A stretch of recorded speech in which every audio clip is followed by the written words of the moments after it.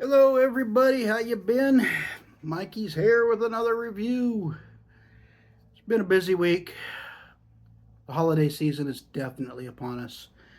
The shipping window for ordering online is closing and more people are flocking to their local retail store. So yeah, it's getting a little crazy at work. Yeah, let me move my doohickey over the side. There we go. Anyway, today up on the shelf we have Longhorn Long Cut Peach. Longhorn Peach. I've only tried one other peach, and that is Skull Peach. Well, actually, I've tried Star Peach Chewing Tobacco. I don't know if that counts or not. This can here is made by the folks at Pinkerton, and it is 65% domestic tobacco, 65% domestic, 35% foreign. And standard 1.2 ounce can. It's got the reward thing on here. If I ever use enough Longhorn to ever claim anything at the rate I'm going, no. Anyway, let's crack this one open. If I can crack it open. This band is, wow. Okay, this band is being difficult. Time for the hardware. Anyway.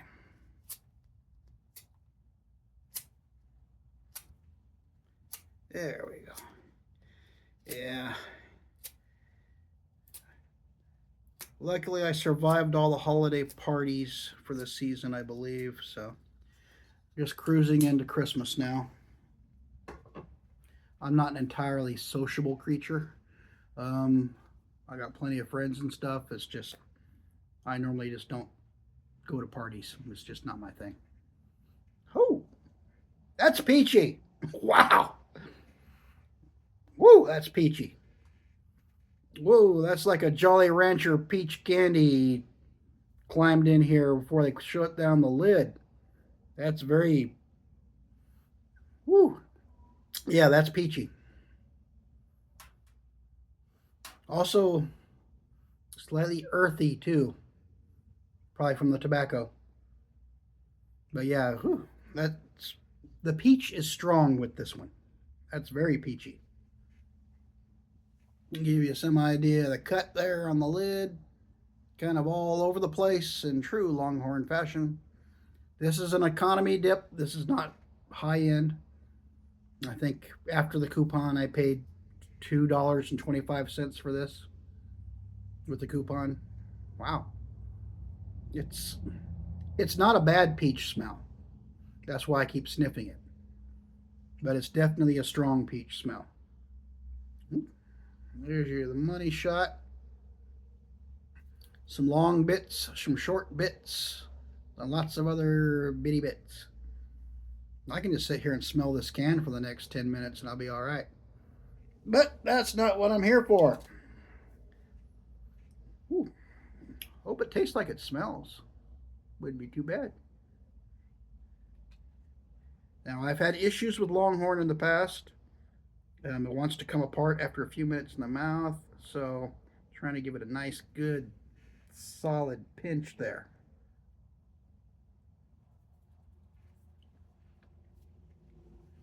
Definitely got some moisture to it.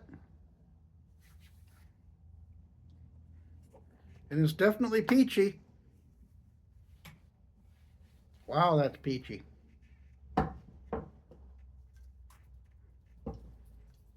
Get the mud jug on standby.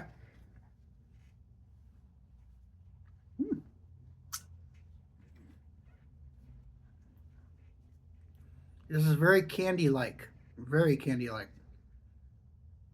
First impressions, sweet, peach, Jolly Rancher, or those little peach gummy ring things.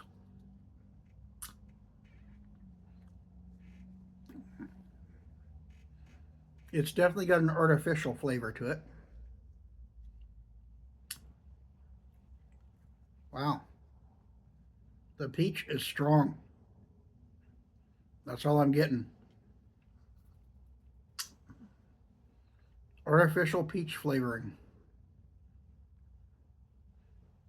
Slight saltiness, very slight. But yeah, it's just overwhelming peach. Peach candy. If you don't like peach candy, stay away from this stuff. I don't mind peach candies. I like peach candies. This is almost too peachy. Very peachy. It's juicing up quite well.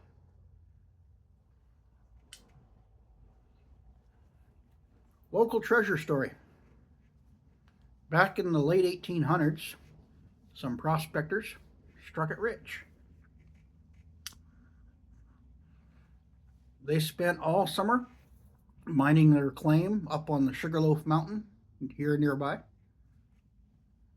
Towards the end of the fall, they decided to come home. Well, not really home. They decided to come into town, and they were going to cash in their newfound gold. Rumor has it they had 8 to 10 mason jars full of gold dust, gold nuggets, flakes, what have you. Well, they ran into a band of Indians who weren't exactly the friendly kind. They wanted to rob them. So these guys tried to go around them, and in the process, they got worried about their gold, so they hid it. A day or so later, they got attacked. Of the miners, only one survived. He managed to make his way in the town, badly wounded. He tried to get patched up by the doctor best he could, but unfortunately he passed away after several days. Sometime during that period when he was trying to recover, get saved, whatnot, he told someone what had happened to him. And he told them about the gold. He had one jar of gold on his person. And he told them that the rest of it they buried up on Sugarloaf Mountain. So people went looking for it. But there's a problem. There's 2 mountains in the area that are named Sugarloaf Mountain. Nobody knows which one it was. Or even if they were on Sugarloaf Mountain, they could have been on one of the smaller peaks in between Sugarloaf Mountain. Now these peaks are about 8 miles apart. So there's a lot of territory to cover. So somewhere in the Coquille Valley here in Oregon, up on Sugarloaf Mountain 1 or Sugarloaf Mountain 2, or somewhere between Sugarloaf Mountain 1 or 2, there's anywhere between 7 and 11 mason jars, and these were pint-sized mason jars full of gold buried somewhere out there. And to this day, they have not been found. Or if they have been found, someone kept a very tight lip about it. People have tried to find it off and on throughout the years, but nobody really has a clue as to where to go. It may have just been a made-up story. No one really knows.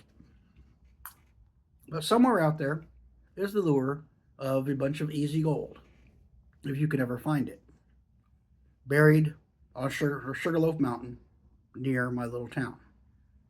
Except the problem is, though, there's 2 Sugarloaf Mountains in this vicinity, and no one knows which one it is. So you got a lot of territory to cover, and a lot of ground, and a lot of hard bushwhacking through the brush, because it's all national forest now, and it's pretty well grown over. Hasn't been disturbed in years. But somewhere out there, there's a small cache of gold, which in today's market is worth millions, if you can find it. I've never personally gone looking for it because I don't have a clue where to begin. Nobody does. That's the tale of the local gold of Sugarloaf Mountain, if there is any, and if you can pick the right mountain, and if you can figure out where they buried it, where they got attacked, because he did not relay any of that specific information before he died. And no one ever found the location where his friends were killed. So, somewhere out there is a bunch of gold, and a couple of skeletons a day or so away from it. Anyway, back to the peach. This is really peachy. Really, really peachy. It's artificial flavor candy peach through and through. I'm not getting a hint of tobacco out of this stuff. If there is tobacco flavor in there, it's way in the background. Floaters are becoming an issue. This is holding together way better. I'm getting used to Longhorn. I'm getting used to it.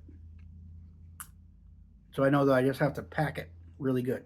And this stuff is juicing up something fierce. I'm spitting like crazy. But yeah, it has good flavor. It's got some floater action going on. Not as bad as it has been in the past for me with Longhorn products. I'm getting used to them, like I said. But yeah, if you like peach, like Jolly Rancher peach or those peach gummy rings, stuff like that, this would be right up your alley. If you're not a fan of peach, stay far away. Very far away. Nice, sweet, candy peach flavor. That's pretty much all I'm getting out of this stuff. Nicotine content, yeah, it's okay. I can feel it. It's not bowling me over, but I'd say it's average to low. Not real bad. More I'm talking, it's trying to creep over. It's worked its way back and it's trying to creep over my molars now. So I'm fighting floaters. Yeah, big time. Most of it's staying put, but that where it's starting to creep over the molars, it's just starting to go crazy. But yeah, Longhorn Peach, it's got flavor, lots of flavor. If you don't like peach, don't do it. If you like peach, it's worth a shot. Am I going to finish this can? I don't know. Probably. The fruity flavors just don't do it for me. I don't find myself grabbing for a fruit flavored dip. They're a nice treat, change of pace from time to time, but it's not my daily go-to. So I'll probably be working on this can off and on until it dries out completely. Which from the moisture content, it probably will last quite some time. You can always rehydrate it, add a drop or two of water in here to keep it moist and somewhat fresh. Flavor seems like it's dying down a little bit. Not a whole lot. Still getting lots of peach flavor out of it, but it's not as intense as when I first put it in. Definitely sweet, definitely peachy, but it's an artificial flavor peach. I'm not detecting natural peach flavor out of this. It's candy peach. It's a Jolly Rancher, gummy rings, that kind of thing. It might have some natural flavoring in there, but it's not much. This is just like the artificially flavored peach candies. So there you have it. Longhorn Peach. If you're a fan of peach and you want to change a pace, definitely worth a try. It's cheap enough. Not going to set you back a whole lot. Especially if you go to the Pinkerton site, sign up and get some coupons like I did. They love it when you first sign up. They send you all kinds of really good coupons. But yeah, definitely good change of pace, good dessert dip. If you just want something sweet to end the day with, or your sweet tooth is aching, you want a little bit of a nicotine hit as well, go ahead and give this a try. Anyway, this is Mikey. This is Longhorn Peach. Y'all take care. And if you ever go golden treasure hunting, well, be careful. It can be rough territory out there. Catch you later. Bye.